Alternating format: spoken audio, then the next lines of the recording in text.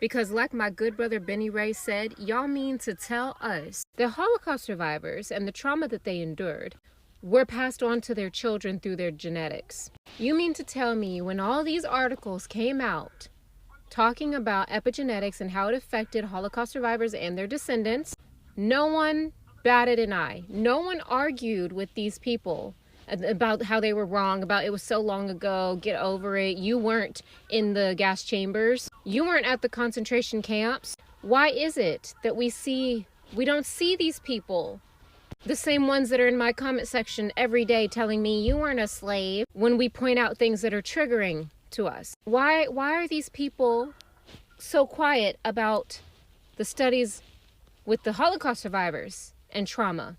But when we talk about being triggered, right, by certain things that hit that traumatic DNA that's been passed to us from our ancestors, we are told that we're reaching. We are told that we're just making a big something out of nothing. May I remind everyone that the Holocaust lasted 11 years.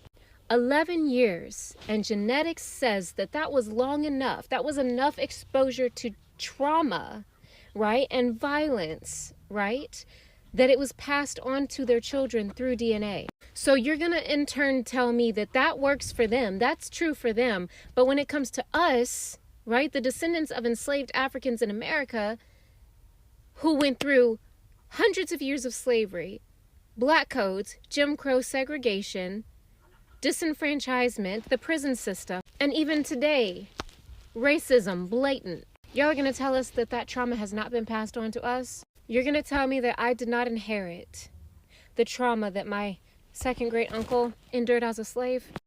Even after the Civil War, he was still enslaved because his missus moved him down to Texas where they were still having slaves because no government was going to tell them they couldn't have their slavery? You're going to tell me that his trauma was not passed down to me?